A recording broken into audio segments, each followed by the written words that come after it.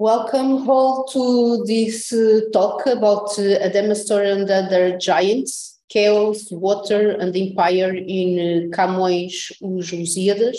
I'm going to talk in Portuguese now, but then Giacomo Berchi will start his talk in English. Dou então as boas-vindas em português. A nossa língua da casa desta conferência, digo agora em português, de Giacomo Berchi, conferência com o título Adamastor e Outros Gigantes, Caos, Água e Império nos Lusíadas de Camões. O Giacomo está agora, nas próximas semanas, a terminar a sua estada de investigação aqui no CHAM, Centro de Humanidades, da Universidade Nova de Lisboa, estada que foi acompanhada pelo professor Pedro Cardim, nosso investigador integrado aqui no CHAM, Centro de Humanidades. O Giacomo está a desenvolver a sua investigação de doutoramento na Universidade de Yale, é essa a sua casa-mãe, no programa Italian and Early Modern Studies. Giacomo Berchi, que frequentou a Universidade Católica de Milão, a Universidade Italo-Suíça em Lugano e a New York University. Aqui em Lisboa, além de desenvolver esta estada de investigação na Universidade Nova de Lisboa, é também docente no atual ano letivo na Universidade de Lisboa. Entre outras áreas, o Giacomo Berchi trabalha perspectivas sobre o universo na poesia épica da época moderna e literatura mundo. E agradeço muito ao Giacomo por partilhar connosco o resultado, pelo menos parcial, das suas investigações, and thank you to all that you are here. Thank you.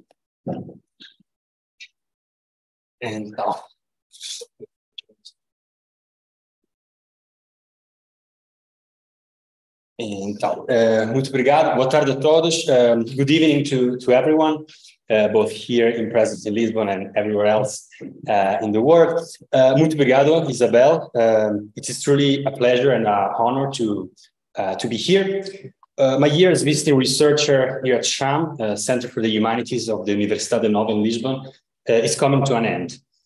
Tonight I will be presenting and sharing with you the central part of the work I have been doing along this academic year on the epic Os Lusíadas by Luís de Camões. This presentation represents the core of chapter 2 of 4, a long journey, of my ongoing PhD dissertation at Yale University. However, before getting into it, I would like to say something. This year has been truly transformative for me. I am a PhD candidate, as Isabel said, in Italian and early modern studies, who came to Camões not from a traditional Portugal-centered curriculum. In my research, I look at Camões and Os Lusíadas from a broader perspective that encompasses Dante's Commedia, Torquato Tasso's Gerusalemme Liberata, and John Milton's Paradise Lost. Mine, in fact, is a work of comparative literature. I will tell you more about that in a minute. First of all, this year has been immensely valuable for my project. It has given me the opportunity to delve deeper into Portuguese scholarship on Camões, access libraries and archives in Lisbon, engage in fruitful discussions with scholars from here, the Universidade Nova, but also from the University of Lisbon and the University of Coimbra. But beyond my dissertation, this year has been transformative because working on Os Lusíadas while living in Lisbon has opened my mind literally to Portuguese language and the richness of the Lusophone worlds, plural. I can honestly say I have fallen in love with the Portuguese language. I have been reading texts from and about different corners of the Lusophone worlds throughout this year. The experience of this year has fundamentally broadened, I can say, my personal and intellectual horizon, and given me some ideas also for possible current side projects and maybe possible future main projects, who knows. All this was made possible by my stay here as a visiting researcher at Nova.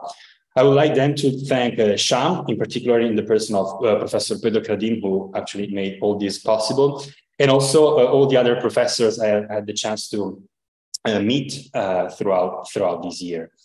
I would also like to extend my thanks to Professor Isabel Almeida of the University of Lisbon for having given me the incredible opportunity to teach a course of Italian literature at the Facoltade de Letras during this past spring semester. I'm happy to see here some of my students. Together, in this past semester, we explored the cosmic visions portrayed in the works of Giacomo Leopardi and Italo Calvino. I wanted to thank them for their participation, of course, and above all, for their patience with my spoken Portuguese, a Baroque blend, I would say, of 16th century poetry and Spotify music and podcasts, but muito obrigado. I can promise to them and to all of you here that I just keep on studying. The German comparatist Erich Auerbach said in his intervention on the philology of world literature that, and I quote, "Our philological home is the earth. It can no longer be the nation," end of quote. I'm happy to say that after this year here in Lisbon, I have started to inhabit the earth, my philological home, in Portuguese as well. But it is now the moment to begin and talk about Adamastor, chaos, giants, and navigation. I will start by giving you an overview of my dissertation project as of now. In my dissertation, I examine scenes of navigation and sea storm in early modern epic poetry as narrative moments where the epic hero confronts himself with the matter of chaos in the form of the oceanic expanse. This confrontation raises questions about an established cosmological order by increasingly revealing the presence of chaotic prime matter as a structural part of the universe. What does it mean? In the span of 3 centuries at the beginning of the early modern period, we transitioned from a compact and harmonic vision of the universe to a more troubling and chaotic one, namely the Aristotelian Ptolemaic concentric spheres with the primum mobile and the 7 planets made of ether, and then the sublunary world made of the mixture of the 4 elements of fire, air, water, and earth, all of this surrounded by the Empyrean, the intellectual and mystical realm of God, readers of Dante know. And another vision of the universe, one that could be pictured as such. A similar scheme, more or less, but with the huge difference that the concentric spheres are now bordering not with the Empyrean, but with the tempest of primeval chaos.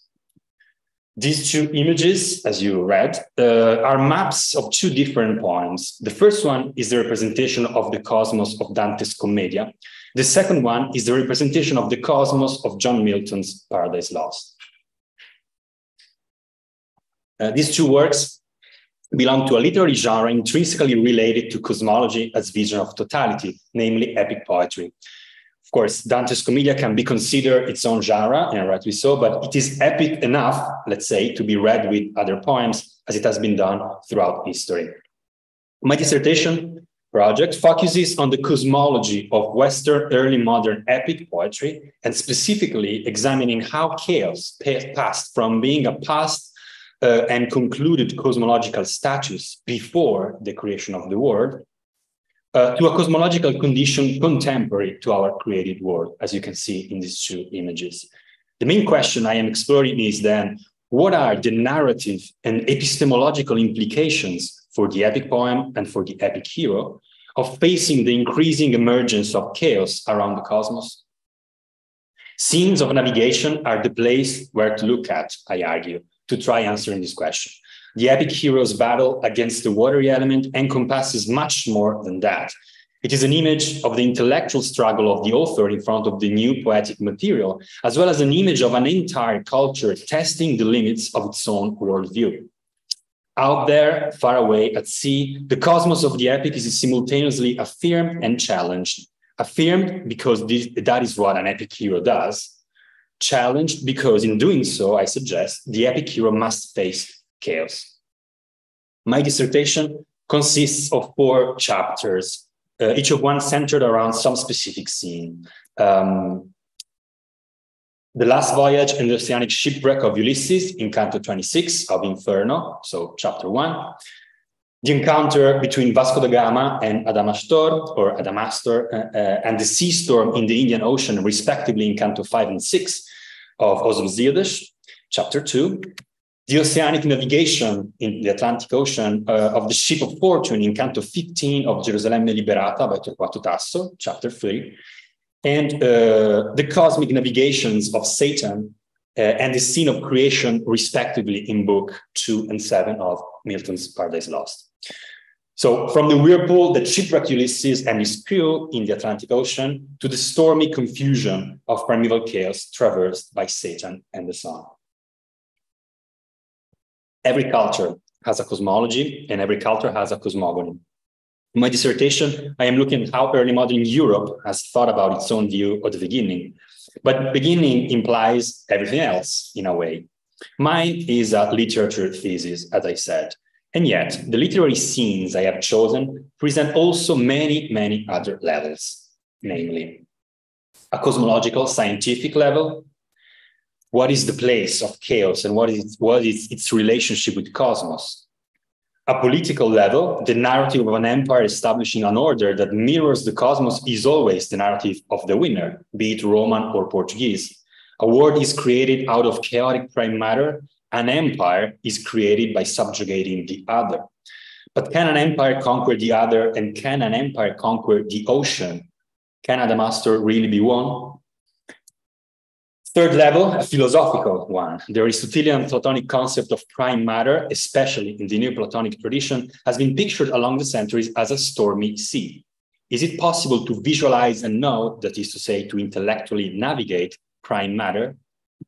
And last but not least, a theological level. What is the relationship between prime matter as unformed chaotic material before creation and God? Did God create prime matter or not? To a certain extent, thinking about these questions, quite a few questions, interesting questions, through early modern epic poetry means following the reception and rewritings of two classical myths. Ulysses and the Argonauts, the mythical figures through which Western culture have thought about navigation from its beginning. These two myths, in a way or another, cast their shadows on the four main authors I analyze in my dissertation. And I use here the term shadow in the way used by Piero Boitani in his 1992 L'ombra di Ulisse, the shadow of Ulysses, a cultural shadow, that is to say, a cultural and literary presence that continuously appears at the intersection of poetry and history, starting, of course, from Dante's Ulysses. I suggest that early modern epic rethinks Genesis and Plato's Timaeus on the problem of chaotic matter through Ulysses and the Argonauts, as the intellectual, geographical, and epistemic horizon of early modern Europe enters a global dimension. At this point, you may rightly ask, is such a project doable? I'm here to find out as well. It is not an easy topic, for sure. There's a lot of work to do, but as I said, this is a work of comparative literature, and I'm trying in my work to practice comparative literature as a constant combination of close reading and big picture, textual analysis and intellectual history. At least I'm trying to, as you will see, I hope, from this conference. That is why for tonight's poster, I've chosen the stunning image of the first day of creation by the Portuguese artist Francisco de Holanda. It is the first image of the 1545 De Etatibus Mundi Imagines, a sketchbook manuscript now at the Biblioteca Nacional de España in Madrid, and also digitalized, so take advantage of it. It is an attempt, this image, to visualize and understand the second line of Genesis. And the earth was unformed and void, and darkness was over the face of the abyss, and the Spirit of God was hovering above the waters. So, the beginning. So let's begin, as epic poetry does, not from the beginning, but in medias res, that is to say, from my second chapter. In my Camonian chapter, I suggest that the navigation of Vasco da Gama from Lisbon to India in Os Lusíadas represents a transitional moment in which cosmological chaos starts entering the cosmos of early modern European epic. Vasco da Gama, a Portuguese Argonaut greater than both Ulysses and Aeneas, sails through mares nunca dantes navegados, seas never sailed before, and in doing so experiences watery chaos as no other epic hero before him. In fact, the center of Gama's voyage and of the entire poem is occupied by the figure of the giant Adamastor, the mythical personification of the Cape of Good Hope, the dark, chaotic heart of the poem. Eventually, Adamastor is won, India is reached, and the empire is founded. But the presence of chaos, so powerfully conjured by this central episode, remains in two forms. First, the future of shipwreck and death prophesied by Adamastor himself. Second, the transformation of the Portuguese themselves into new other giants. Reaching India means for the Portuguese become the Adamastor they want in Camões' poem. This metamorphosis takes place in the sea storm scene in Book 6 that constitute, I suggest, the gigantomachy moment of the poem. My analysis is then divided into two parts, Adamastor and the sea storm. The figure of Adamastor is arguably the most fascinating invention of the poetic mind of Luís de Camões. The episode runs from stanza 37 to stanza 61 of Canto 5. The giant is a prosopopeia of the Cape of Storms, then known as Cape of Good Hope, the southernmost tip of the African continent, encountered by Vasco da Gama and his fleet as they are traveling southward. The giant is announced by a towering cloud obscuring the night, the raging sound of the abyss, a phenomenon that seems to be something more than a mere storm, more cosa parece que tormenta, as Gama says. The giant finally appears as a disproportionate and terrifying figure whose voice seems to come out of the most profound abyss. The giant verbally attacks the Portuguese for their venturing into the watery realm, discovering unknown and secret latitudes, and he prophesies his revenge in the form of future shipwrecks of Portuguese expeditions along his coasts. At this moment, Vasco da Gama interrupts him with a simple question, Quem és tu? Who are you? Such question opens the second and last part of the episode, running from stanza 49 to stanza 61, in which, in terms of literary model, the threatening Polyphemus of the Odyssey turns into the frustrated and punished Polyphemus in love of Theocritus.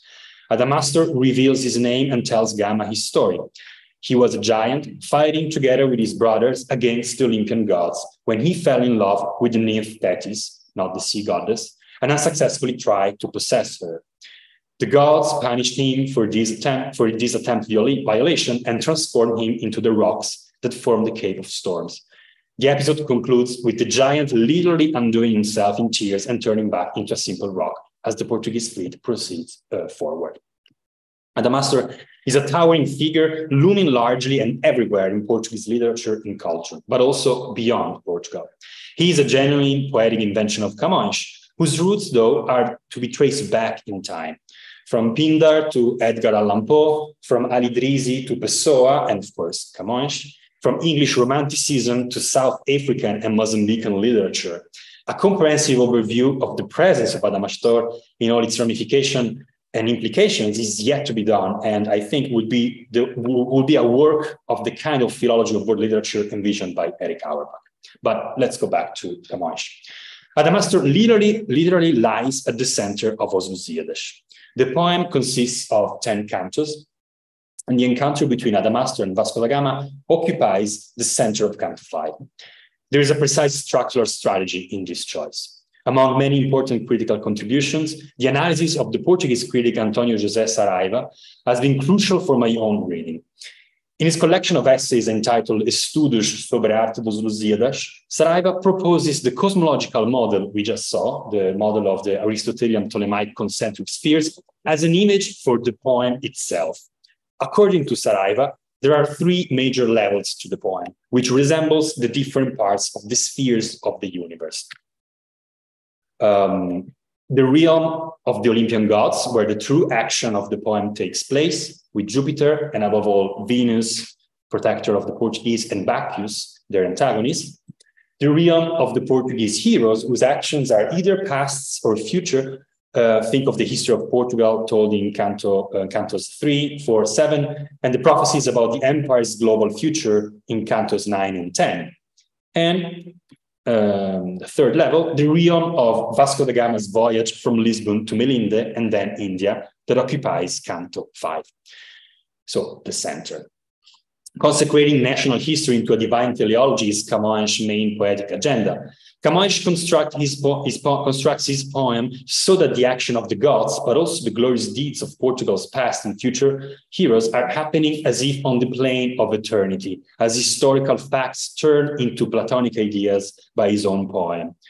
The only part of the poem that is told as a human experience in time and space is Canto 5, where Gama retells to the king of Melinde his own journey from Lisbon to the African kingdom.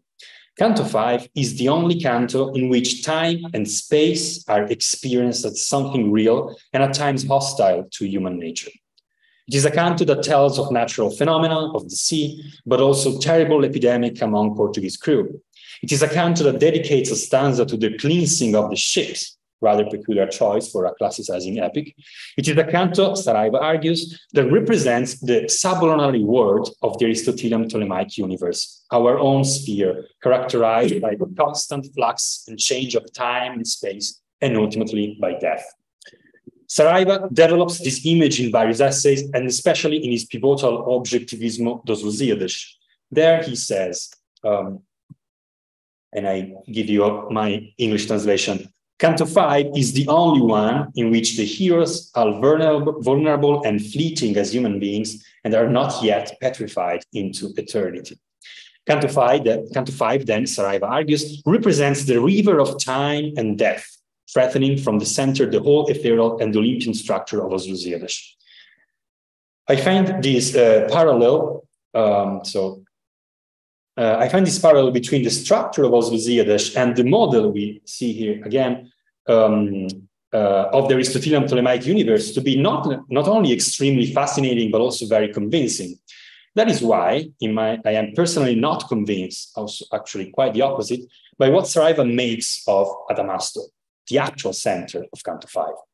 For the Portuguese critic, in fact, Adamastor is not an objective reality, but merely an hallucination, an atmospheric illusion proper more of a romantic sensibility. On the contrary, I think an analysis like Saraiva's is convincing precisely because of the tangible, solid, terrifying reality of Adamastor. It is him who threatens the whole architecture of the poem/cosmos with mutability and decay, because his figure simultaneously stands for the untamable nature of the elements, the chaotic abyss of waters, and the disturbing presence of the other, in this case, the African native tribes, all experienced by Gama's fleet. This is not in contradiction with Camões' strategy of giving us all the textual elements to understand Adamastor as a prosopopeia or personification for simply a gigantic sea storm at the Cape. And I skip on those are basically the previous parts of Canto 5 itself. But even if Adamastor undoes himself in tears at the end of the episode, there is never a moment in the narrative in which Vasco da Gama dismisses the giant as a mere hallucination, as Saraiva says. Quite the opposite, actually. If we read stanza 61, lines 3-4, at the end of the episode of Adamastor, Gama, the narrator, mentions the appearance of the rocks of the Cape at the break of the day and refers to them as a terra alta em que foi convertido o grau gigante. End of quote. Gama and Camões do not want us readers to dismiss Adamastor as a simple atmospheric hallucination. Yes, the giant fades away and Gama successfully passes beyond the Cape, eventually reaching the other part of the African coast and India. But what are the consequences of that? The prophecy of future shipwrecks makes it clear.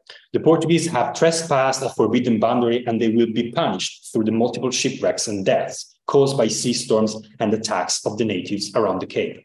Adamastor is the epic curse of the defeated, as David Quinn has argued, a replica of the curse of Polyphemus against Odysseus in the Homeric poem.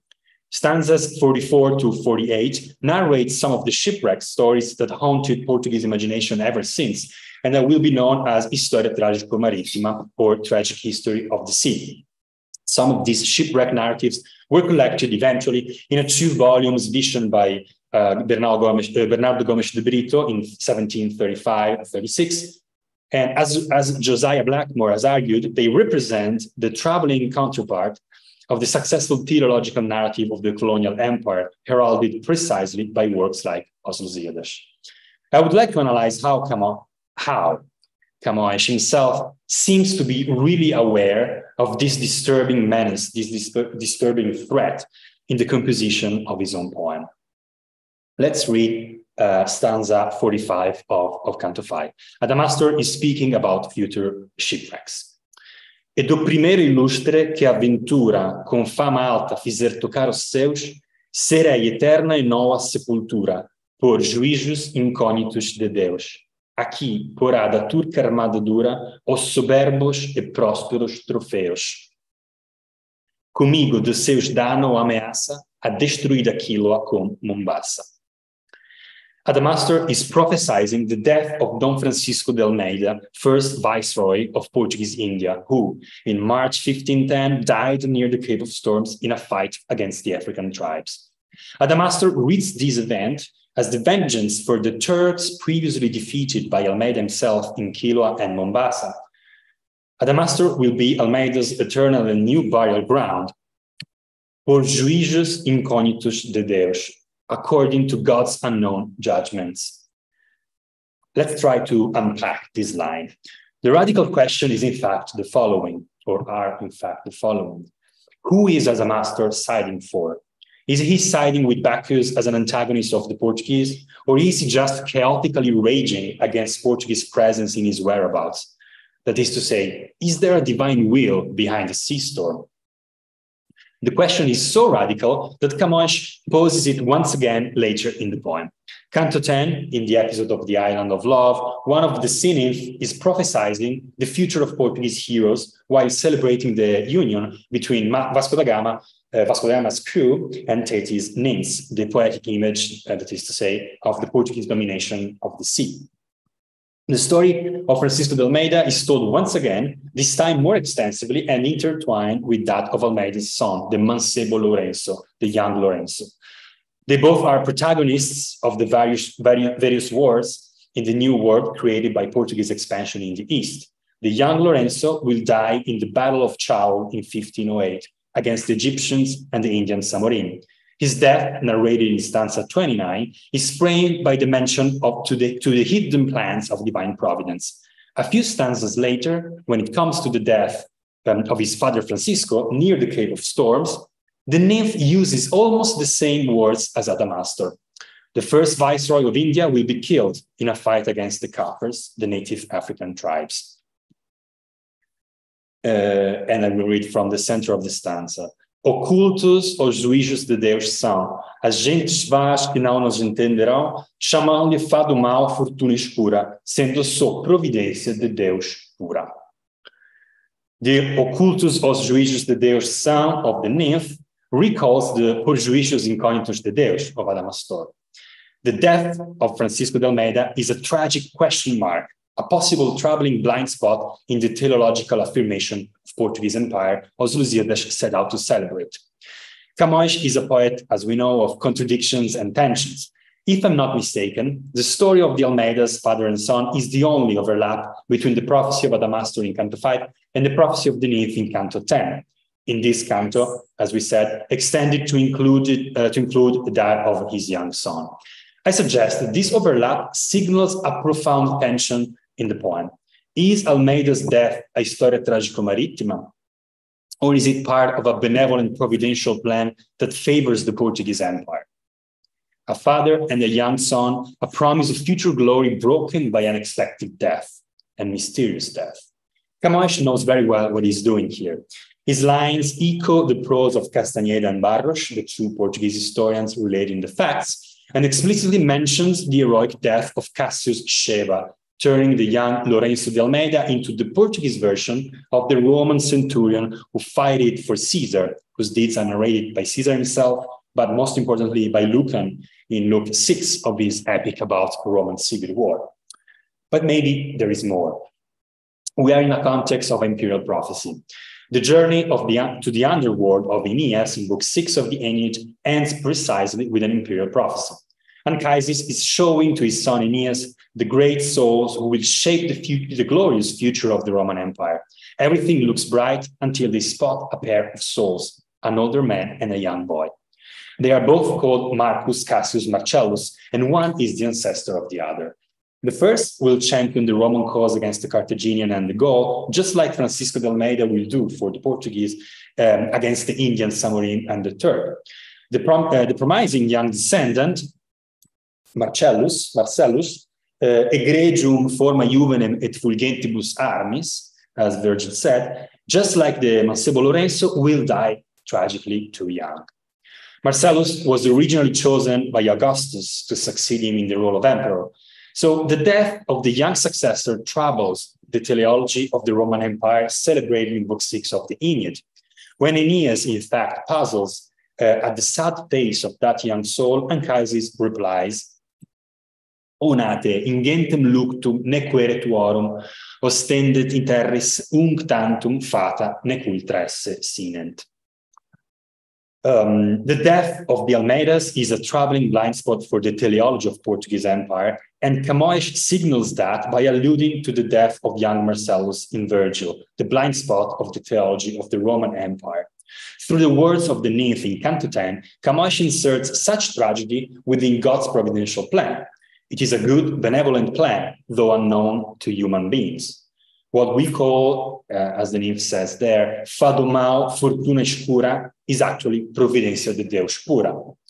Dante, too, went back to the episode of young Marcellus when dealing with the most troubling fact of his own personal vision of the world, the death of Beatrice. But Dante alludes to Virgil to overturn his sadness. In Purgatorio 30, Beatrice meets again Dante in the Garden of Eden. Her glorious appearance after her death is celebrated with the same words Anchises uses to mourn the young Marcellus, with the addition of an Italian expression of wonder. Manibus o date lilia plenis. A vision of the world cannot but face the mystery of death. Camões, then, he too, as a poet, goes back to Virgil, but though Christian himself, as Dante, presents a more troubled vision than that of the poet of the Divina Commedia. I suggest that the two different narratives of the episodes of the death of Francisco de Almeida signals the profound tension between the teleology of a cosmos in the prophecy of the nymph and the obscurity of chaos in the prophecies of Adamastor. Because going back to Canto 5 of Lusíadas, the death of Almeida as part of the foretelling of future sea storms and shipwrecks raises questions about the actual nature of the raging elements at decay. Is Adamastor really one if he will bring so many deaths to the Portuguese Empire? But so, what really is Adamastor? Among other things, I think he ultimately represents chaotic and untamable prime matter. The first lines of Genesis pose the question about the true nature of the abyss of waters, the chaotic prime matter of the Greeks. In a parallel way, the deaths of Marcellus, Beatrice, and Francisco de Almeida posed to Virgil, Dante, and Camões the question about the mystery of human mortality. I think it is relevant that in the case of Camões, the question about the juízos incógnitos de Deus is voiced by a giant, a chthonic figure linked to the force of chaos. No, Adamastor is not a mere hallucination, like Saraiva said, but the center of Canto 5 and of the entire poem, as the same Saraiva argued. Adamastor is a chaotic threat to the entire Olympian machine of Os Lusíadas. Canto 5 is where early modern epic poetry faces watery and cosmic chaos with unprecedented power. I am currently working on two side article projects to explore the persistence of Adamastor shadow, let's call it this way, in different authors beyond Camões, beyond epic poetry. And I can only say those two articles will be on Giacomo Leopardi and José Saramago, but still very much even more of a work in progress. So we'll see. But that's the challenge posed by Canto 5, I would say, of Os Lusíadas. In the second part and final part of my focus will be on the scene of the sea storm in Book 6 of Os Lusíadas. I suggest that this book serves as the gigantomachy moment of the poem. It marks the beginning of what I call a creation sequence, in which Camões presents two new beginnings: the arrival of Vasco da Gama in India as a new creation of the world out of chaos, which is intrinsically linked to the transformation of the Portuguese themselves into giants. It is a gigantomachy that leads to the creation of a new empire, The new Argonauts have ventured so far, they have become new giants. But let's jump right into the storm and read stanza 74 of Book 6. Os ventos eram tais que não poderão mostrar mais força de ímpeto cruel se para derribar então vierão a fortíssima torre de Babel. Nos altíssimos mares que crescerão, a pequena grandura de batel mostra a possente não, que move espanto, vendo que se estostem nas ondas tanto. Vasco da Gama, of course, is possente now. Vasco da Gama's fleet is navigating the last stretch of water that lies between them and India. The crew is trying to stay awake by telling chivalric stories, the famous episode of the Doze da Inglaterra, while suddenly strong winds start to blow and the Portuguese find themselves in the middle of a terrible sea storm. The stanza we just read is equally divided into two parts. In the first 4 lines, Camões compares the oceanic winds to those blowing to destroy the Tower of Babel in the biblical episode. Their strength is the same.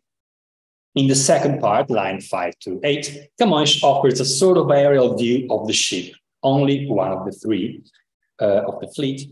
The ship is defined here as possante, and yet compared to the altissimus mares, the towering waves, the towering seas, it appears to be no more than a small boat, a pequena grandura de batel. It is this small boat that generates awe.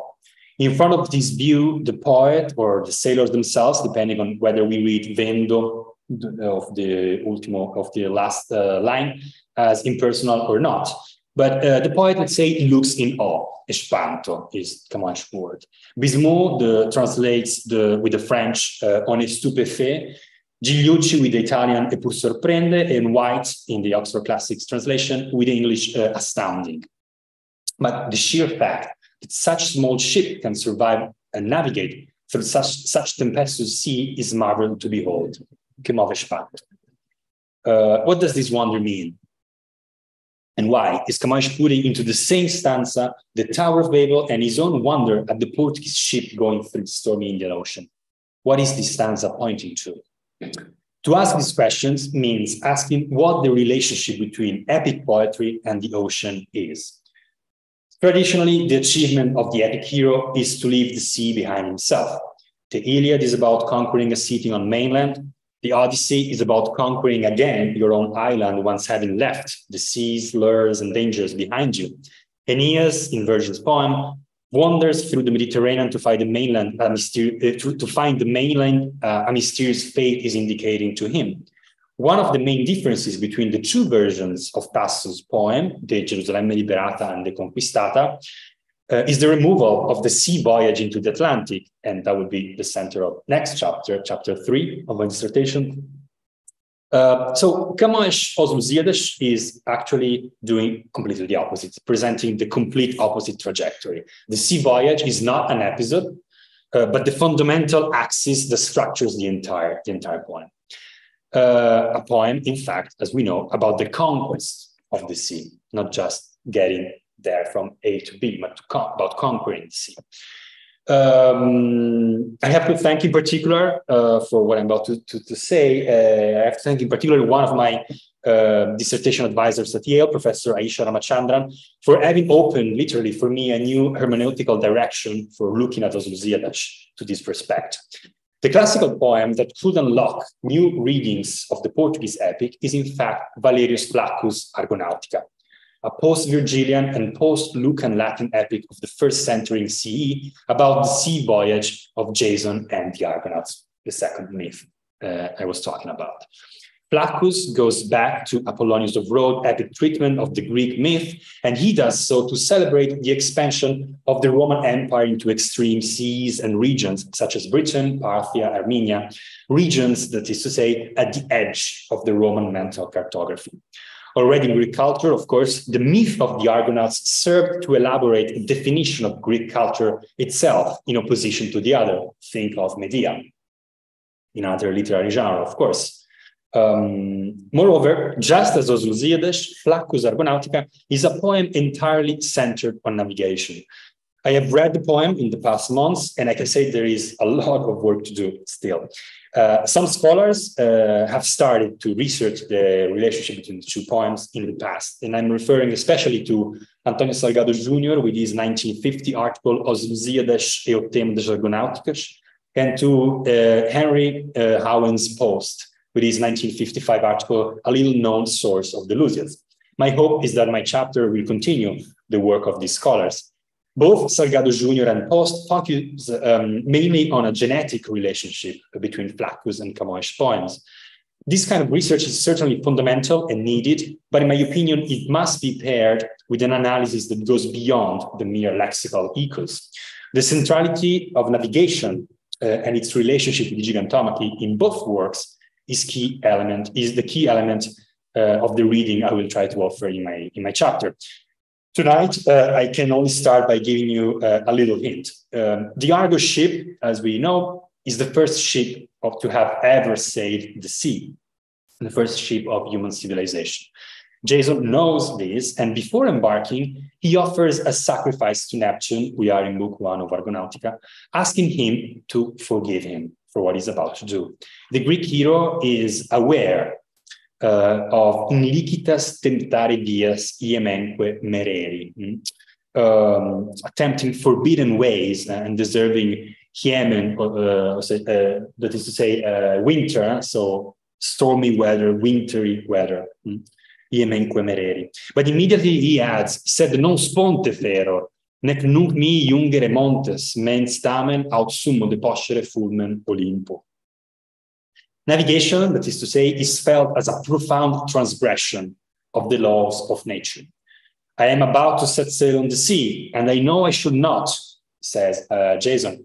But don't worry, I won't try to subvert the cosmic order by building up a tower of mountains to steal fire from the gods. I won't try, that is to say, to become a giant. This is exactly what the Portuguese finds themselves doing in the Indian Ocean. The historical sources of Gama's voyage, Barros, Castaneda, the Roteiro ascribed to Álvaro Velho, do not mention any sea storm in the Indian Ocean. The Portuguese catch sight of India on the 17th of May, 1498. João de Barros writes that they arrived to Calicut, and I quote, sem achar coisas que o impedisse, with no impediment whatsoever. Álvaro Velho, or the actual author of the Roteiro ascribed to him, only mentions the delay in docking due to chuveiros and trovoadas, rain and thunders. As Luis Albuquerque notes in his work, very interesting work on possible sources of the poem, of Os Lusíadas, Camões could have enlarged these rains close to the coast, referencing the Roteiro, into a massive sea storm somewhere in the ocean. It is very well possible. What is certain is that Camões, as an epic author, needed a sea storm scene as part of his own poem. The Christian tradition paired the biblical episode of the Tower of Babel with the classical myth of the battle between the giants and the Olympian gods, the gigantomachy. If we go back to Book 6, stanza 74 of Os Lusíadas, we see that the winds that torments Gama's ship are as strong as those that destroyed the Tower of Babel. But here they don't. And the little boat does not sink into the stormy sea. Is Camões admiring the impious attempt to reach the heavens of the biblical episode? No. Is he admiring the courageous daring of the Portuguese to reach India via ocean? Of course he is. As the 17th century erudite Spanish commentator of Os Lusíadas, Faria Sousa, says, commenting this stanza, no hicieron menos que plantar torres en las olas. They did no less than building towers on the waves. Plantar torres en las olas. As well known, Canto 6 is full of references to chaos and giants. The canto opens with Gama taking leave from the king of Melinde with a pilot to guide him to India.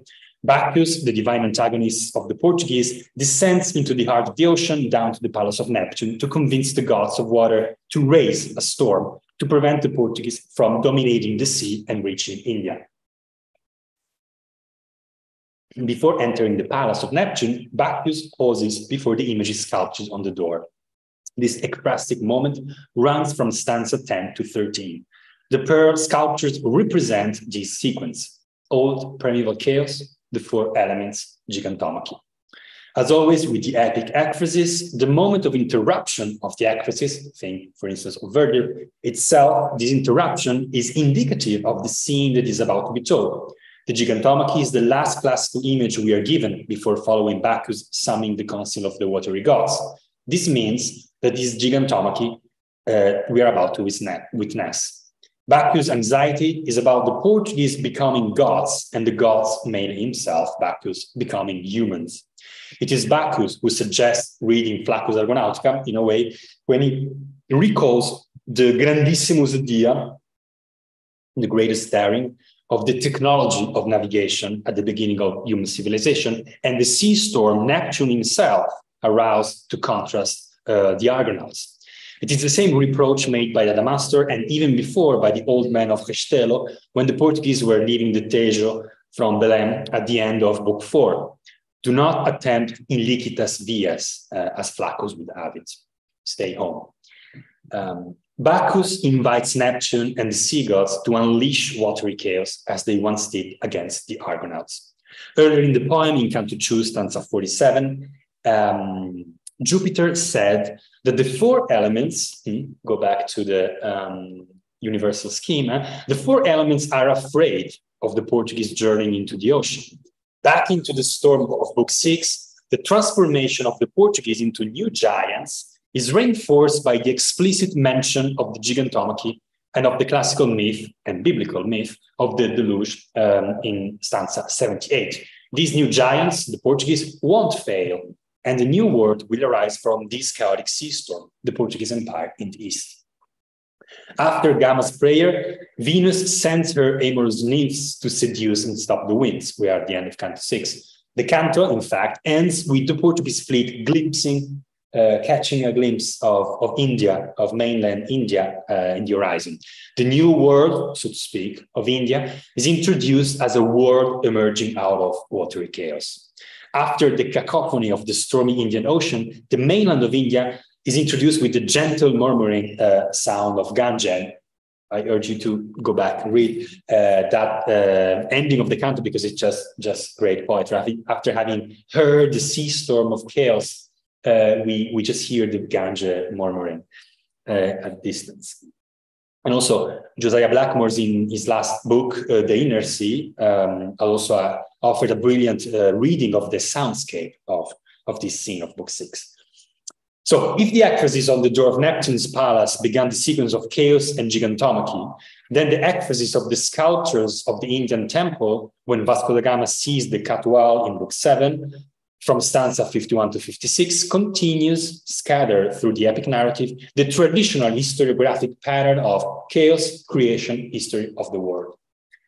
The Indian antiquities Gama sees, of course, and unfortunately maybe, have nothing to do with the Vedas and the Mahabharata. They represent the succession of Western mythic and historic conquerors of India, Bacchus, Semiramis, Alexander the Great.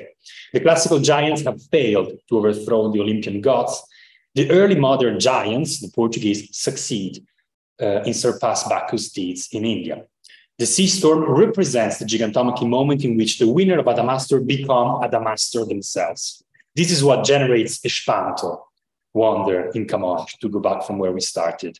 It is known, and I did not have time to mention, how the elegiac part of the episode of Adamastor establishes an identification between the two unhappy lovers, the giant and Camões himself, in his lyrical corpus. The same dynamic, I suggest, happens here in the Portuguese, to the Portuguese as a nation in the epic. Classical epic poetry is about establishing a nexus between the order of the empire and the order of the cosmos, an order troubled by the episodic confrontation of the hero with the sea. But in turning the voyage of Vasco da Gama and the whole enterprise of Portugal in the East into a classicizing epic, Camões had to center his poem on a direct, continuous confrontation with the oceans of the world. The result is an epic that still presents a harmonic final vision of the cosmos, the Machina do Mundo episode, the most beautiful episode, but whose center, as tragic events like shipwrecks and the death of the Almeidas, for instance, disturbingly remind us, is occupied by a giant image of primeval chaos, a troubling mirror of the Portuguese themselves.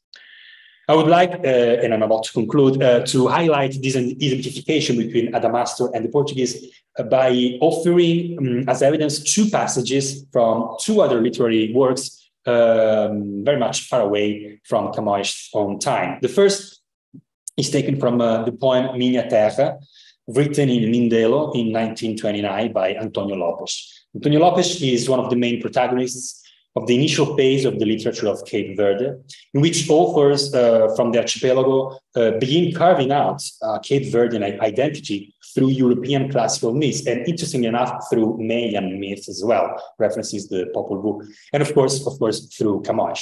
So Lopes says about the people of Cape Verde in his poem, mas somos filhos, nós, de outros gigantes, que, por mares nauseantes navegados, nossas ilhas tiraram do mistério.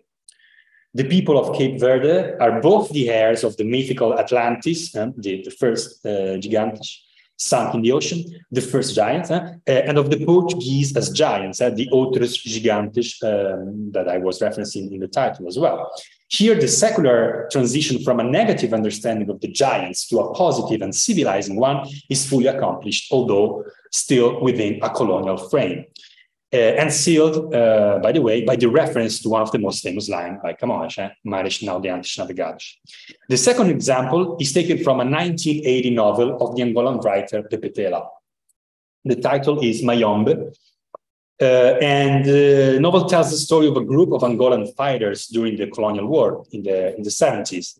As Ana Mafalda Leite and Valeria Tocco have argued, this novel represents a sort of epic poem for post-colonial independent Angola. Artus Carlos Mauricio Pestana dos Santos, the actual name of Pepe Tela, the author himself, was himself a fighter in the war. And if it's true that this novel is an epic, then it's also true that it has to have a cosmology. And its cosmology is a gigantomachy. The whole novel is a gigantomachy, I would say. The inscription of the novel reads, in fact, aos guerrilheiros do Mayombe que ousaram desafiar os deuses abrindo caminho na floresta obscura, vou contar a história de Ogum, o Prometeu africano. The Portuguese colonial power here has become the new Olympus to be overthrown. Unfortunately, we do not have time, sorry, but I would have loved to read and comment with you the first paragraphs of the second chapter, a base, the base.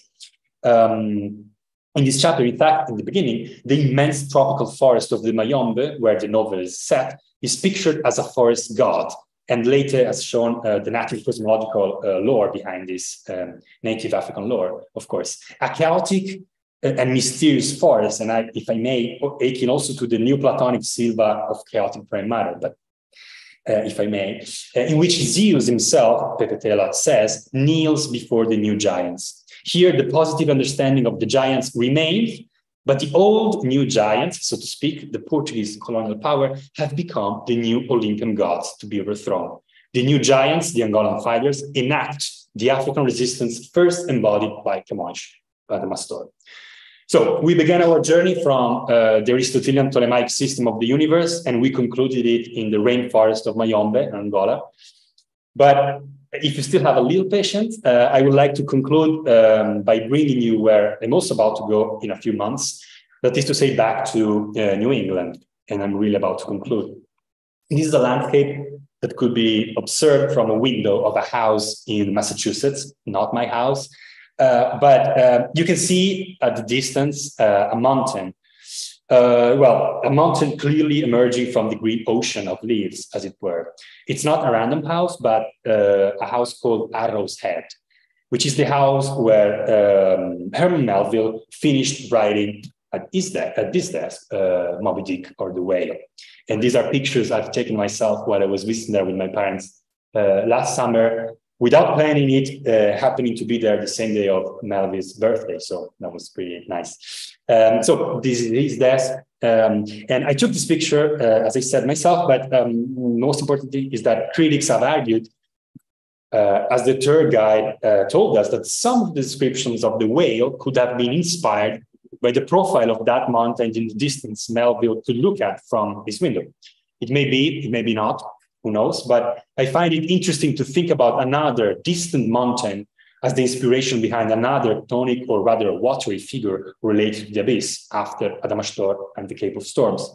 After all, what happens to epic poetry when it directly confronts the chaotic abyss of waters? It becomes a novel. Cesare Pavese, the first Italian translator of Moby Dick, gave a definition of Herman Melville that I believe works equally well for Luis de Camões, who Melville, by the way, carefully read. A sailor, a well-learned sailor, a man of letters, but it sounds better in Italian, un marinaio che ha studiato, un letterato. In stanza 154 of Canto 10, as we know, Camões refers to his honesto estudo com longa experiência misturado. So the question is, experience of what? Well, among many, many other things, of the oceanic chaotic abyss. In fact, the true hair of Canto 5 of Lusíadas, the Canto of Adamastor, is, I would say, Moby Dick or the whale. But this is another story, or maybe not. Thank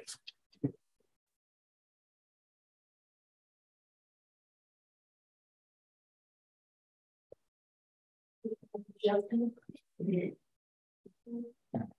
Now it's time to questions and comments, I think. Português, italiano, francês, não sei. Está tudo confundido, então. Yes, if someone wants to make a question or a comment online in the YouTube comments, you can write and and Giacomo will answer. I will try to, yes.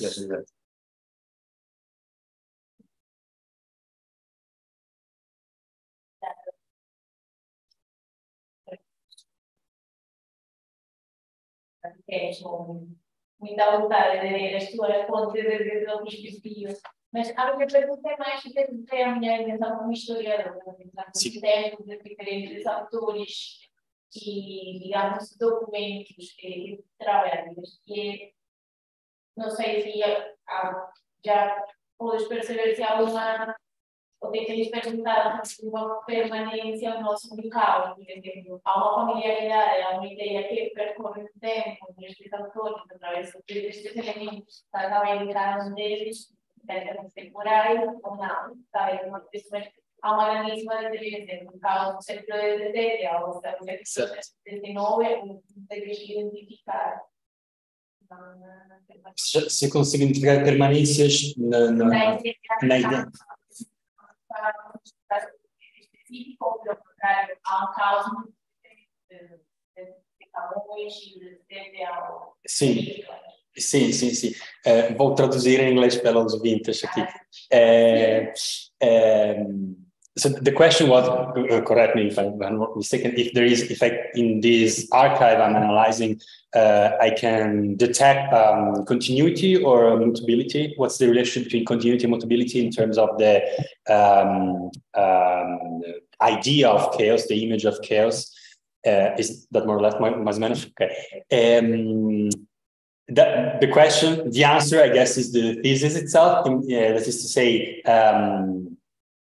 so starting from these literary scenes and going backwards, because that's what I'm doing, to the sources in terms of the philosophical texts, commentaries of Genesis, commentaries to the Timaeus, and so on. I can absolutely detect variations, a lot of variations, and actually, one of the goals of my dissertation will be to trace these variations. How these variations affect literary imaginations, of course. I'm reading a lot of different archives, but I'm always constantly trying to going back to epic poetry. Once I have decided that epic poetry is the main archive, the main track, so to speak. But yes, for sure, all the I guess this is going to happen especially with the last chapter, so with Milton. So as we advance more into early modern rethinking, basically, of everything, of cosmology, of theology as well. What's the place of God? What's the place of chaos, etc.? What happens once we look through a telescope? So, in terms of thinking about those spaces. And actually, well, Milton is the perfect case in which we see what happens to epic poetry after an epic author looks through a telescope, as he arguably most probably did. And so that is to say how all the, for instance, like in Milton, we see all the previous ideas, philosophical, theological, and also narrative, just put there all together and with a big question mark, basically. So the famous episode we read in our class at Facultad de Letras, What If? So it's a poem about hypothesis. So that's going to be the ending moment, this big question mark. I would say Camões is still in the middle. So this concept du mundo, that is to say the shock about which plays multiple levels, inner for his own laws, for his vision of society, for his vision of the cosmos, I would say, is precisely this moment of a variation, actually. So the moment in which chaos comes back in a way into and does so through scenes of navigation. So yes, the short, that's a long answer. The short answer is yes, a lot of variations that although the main text remained the same. So Genesis, Timaeus, because these authors, when I also synthesized that when I said, like, I'm looking at how these authors uses true classical myths to read back Genesis, read back Timaeus. And so I would say yes, a lot of variation. And the word, that's going to be part of the job that we're going to be doing the introduction, I guess. So at the end of everything, but also trace how the word itself, chaos, the Greek word chaos, got transformed to mean what it does mean now. So chaos, right? Because the origin in Hesiod, it's not like that. So I would say yes, it's all about these variations, and but always with the struggle to understand and visualize. There is a moment in which Dante himself says, I have been trying to understand chaos, I'm paraphrasing roughly, and I could not. And also, in a way, my thesis is about also like a failure of the attempt to intellectually navigate and visualize this. But what we get of this failure as this wonderful navigation scene. So it's enough to be worked with. So, but obrigado pela pergunta. Thank you. Thank you, Jack. Really fascinating research, and I remember the first time we talked about your research when you got the afternoon to write, and how it looks like now. It's a huge difference, and it's clear that your stay in Portugal is a highly productive one. And I'm very happy to see that here, and also from the conversations we had so far. I have several questions. We can, of course, talk about topics in various locations. But I was really impressed by the way you presented this epic poem as a locus for expressing ideas about cosmos, order, a range of topics, and you presented this. Your presentation is extremely rich, and you just concentrated on one specific dimension of this poem. It shows that Lusíadas is really a highly complex artifact, textual artifact with several layers and references and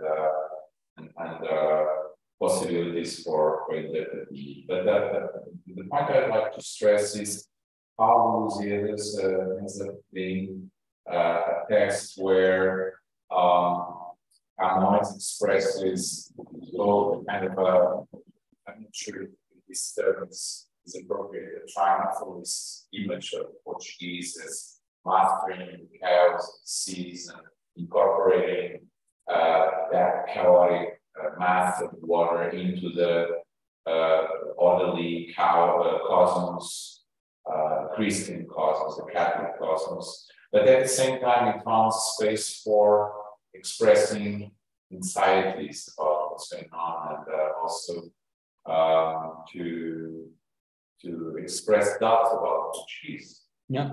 Their capacity to undertake that enormous mission of putting order, bringing order to that area of the world they live. So I'd like to hear more on this kind of not really ambivalence, just the coexistence of two different and opposite strands that you very clearly identify. I have the questions, but then okay. Okay, no, thank you. Thank you, Pedro. It makes sense.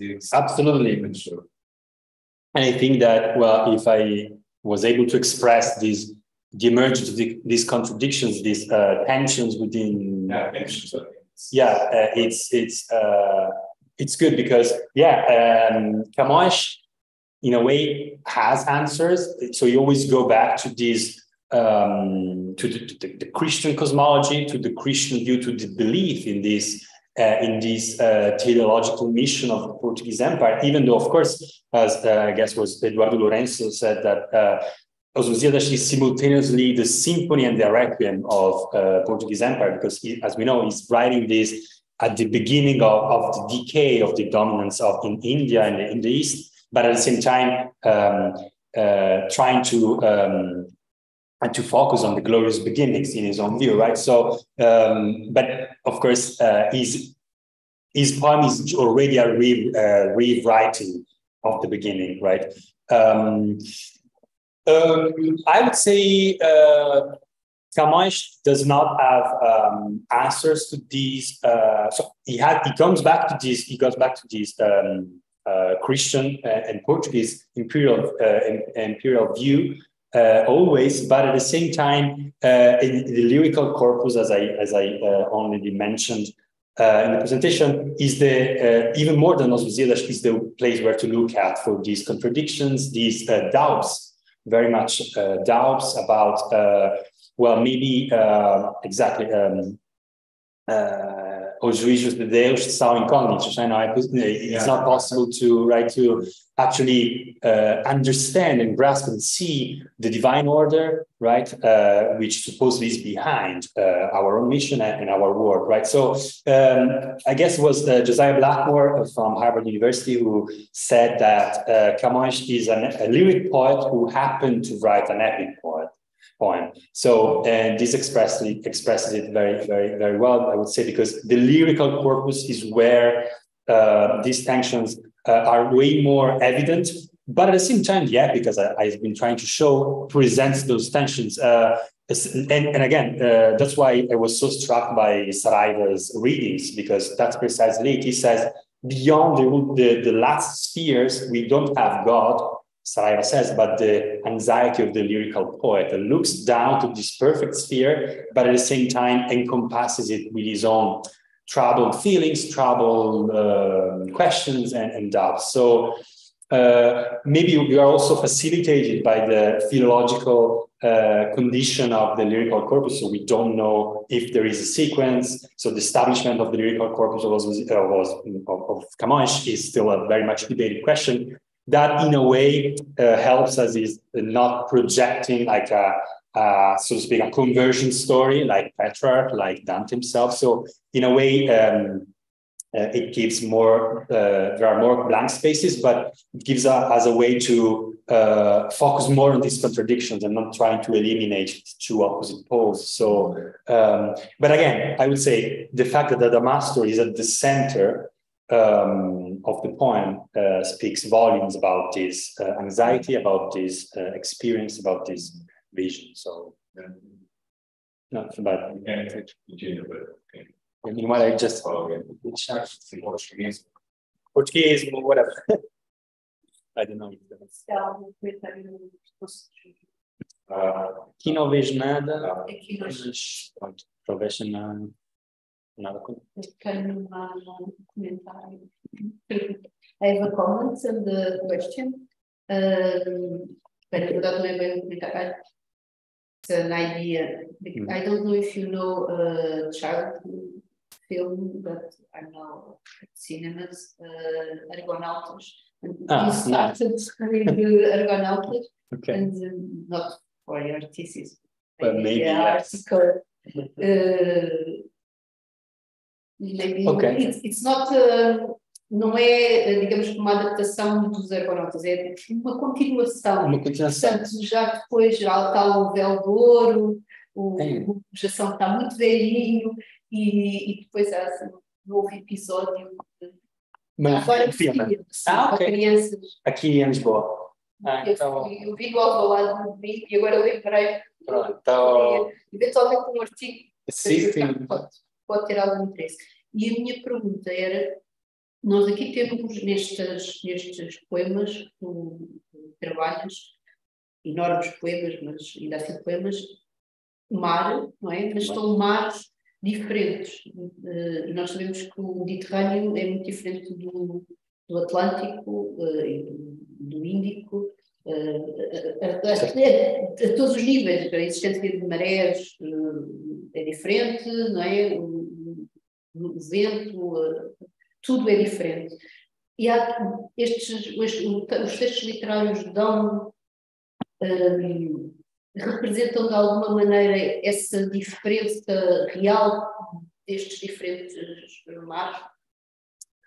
Well, in a way, not with details. We look for, for instance, I don't know, a different genre. For instance, I don't know. I haven't read Fernão Mendes Pinto, but I guess there we could see for a less literary sea storm for sure, typhoons in the East Asia latitudes, let's say. But so in a way, not in the way of the details of what we would call maybe realism, but certainly in the way of the effects, I would say. My thesis starts with the shipwreck of Ulysses in the Atlantic Ocean. So it's the first step of Ulysses' career beyond the Pillars of Hercules.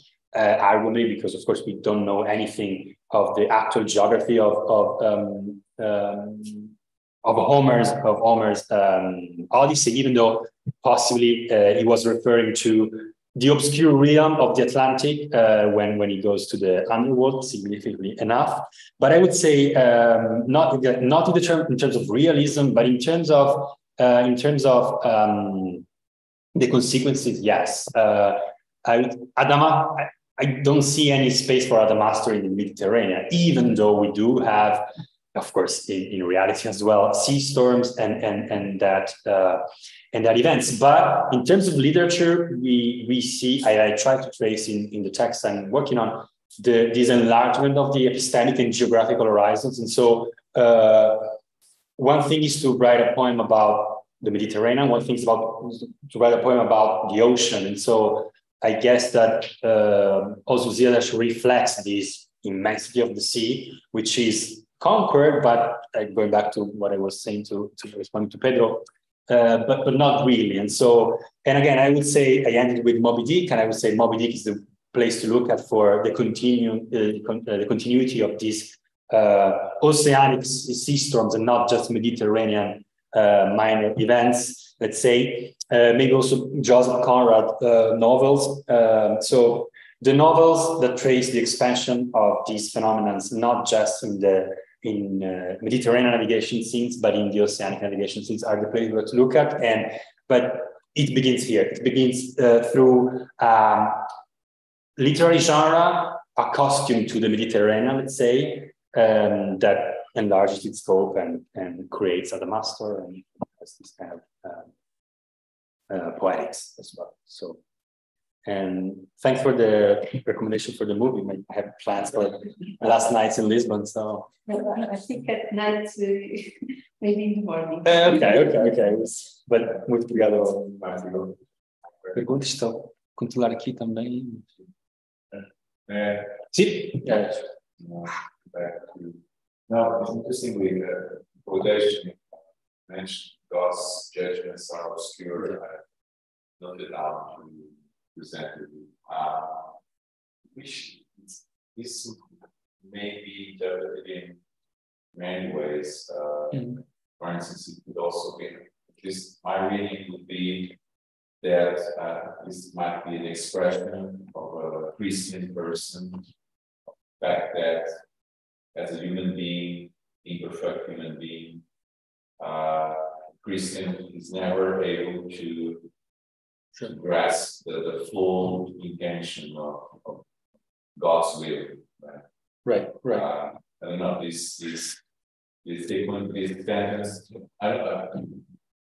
This might be that in a rather decontextualized, this sentence could also mean or express this notion that as a Christian, and this was like almost a common sense for the period, as you know, for both for Protestants and for Catholics, actually, that the God's creation encompasses some sort of order, and human beings are supposed to look at God's creation and look for traces of what God wanted them to do with things or places, other human beings, and so on and so forth. But always bearing in mind that human beings are, because they are imperfect and impossible to compare to God, they are never able to grasp 100% what was God's intention for each one of the sections of creation. So I would, this is a very interesting sentence. I think this is a passage that is worth dedicating time. Because my interpretation was this direction. I don't know if you agree, but I think the other remark about to make, and this is more like the question raised by a historian. Okay, good. Literary scholar and historian. So I was wondering whether you could start this thought that I'm looking forward to reading the chapter. And if you are going to pay attention to the actual context in which the Lusíadas were written at the time of Portuguese imperial decline. You've mentioned this topic during your talk, but also, of course, the challenge of Asian powers, but also the Spaniards. By the time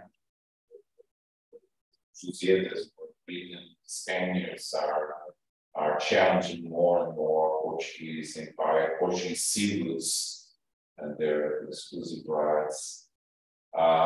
Portuguese independence is also being questioned in spirit, as you know. So Camões is writing, thinking about this at the time when Spanish monarchy was not hiding that it had plans to incorporate Portugal, and that eventually happened in 1881. Sure. And last but not least, it is also a time when civils and divisions between sea, so giving some order to see public being discussed by Jews, Spanish and Portuguese, but later on also, well, not that distant from Lusíadas, Julio Grotius. Okay, see. Writes a lot about how to not really give some order to the city, but kind of think of a regulation. So, sorry for this long series of remarks, but so in parallel to epic poetry and literature, civils and regulation, and giving some kind of order to the oceanic spaces is something that is being intensely debated, more or less by the time Camões is conceiving this wonderful park. So, are you planning also to see some kind of echoes in the poem of all these debates I just mentioned? Sorry for no, thank you. Actually, but it's also wonderful. No, thank you, Pedro. I will start from the first one. So about that passage. That was usually going to the, about Those judgments. the judgments are obscure and incognitus, right? I think, yes, there is also, of course, I would say also through literature is full of examples of possibility of saying that sentence in a, let's say, Orthodox Christian way, say, okay, as a way of confiance, right? I would say, and as I was trying to show that it is significant that this question is split among between two speakers. So the fact that we have two different narratives of the same story with that same ending, with that sentence, I think it's significant because in Virgil is not split.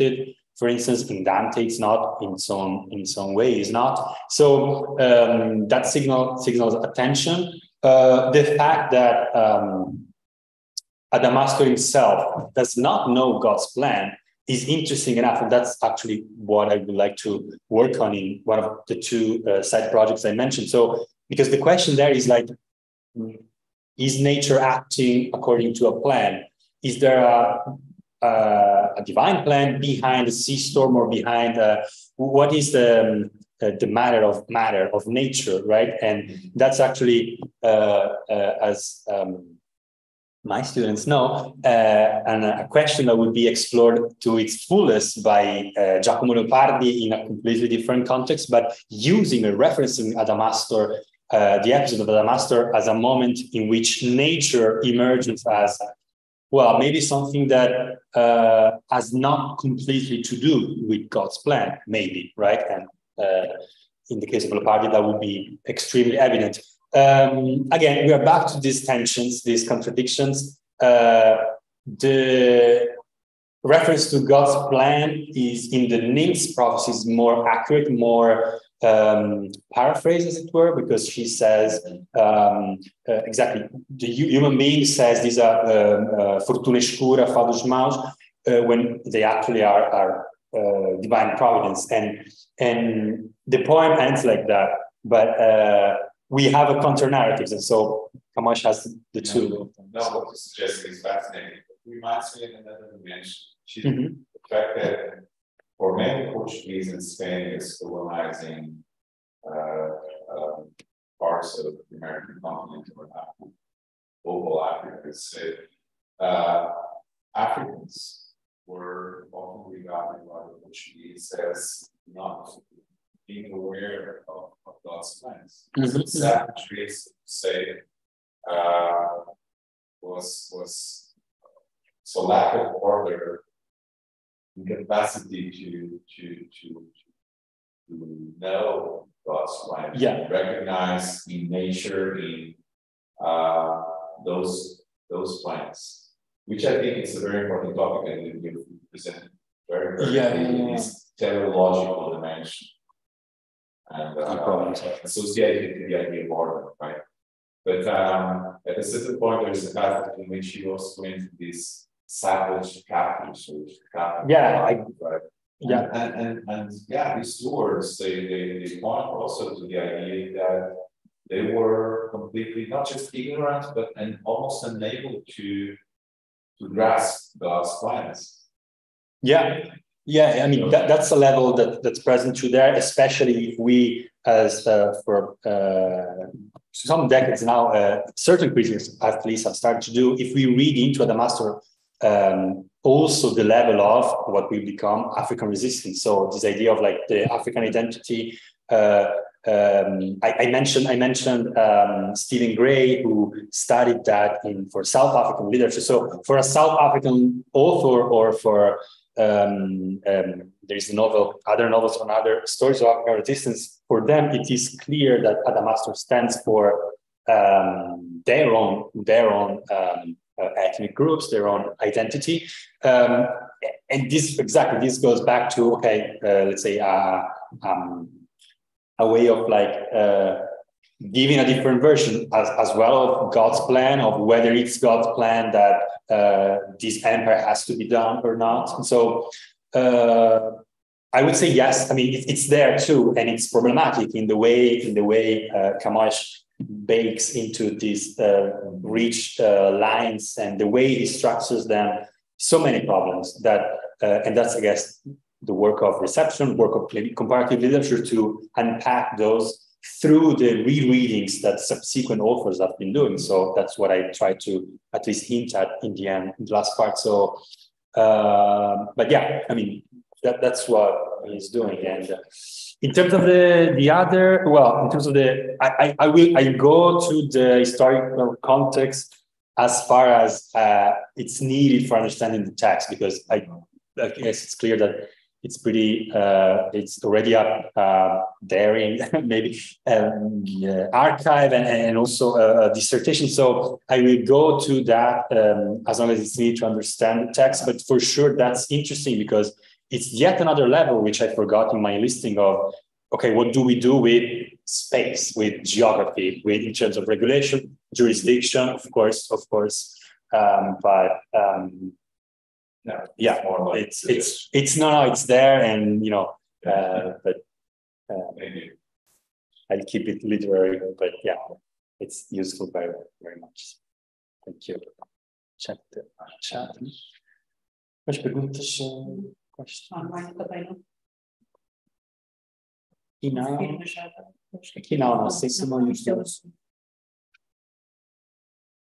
Se não havendo, despedimos. Sim. Agradeço então a thank you, Paul.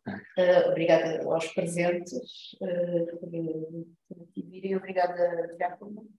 E até mais. Obrigada. Thank you very much.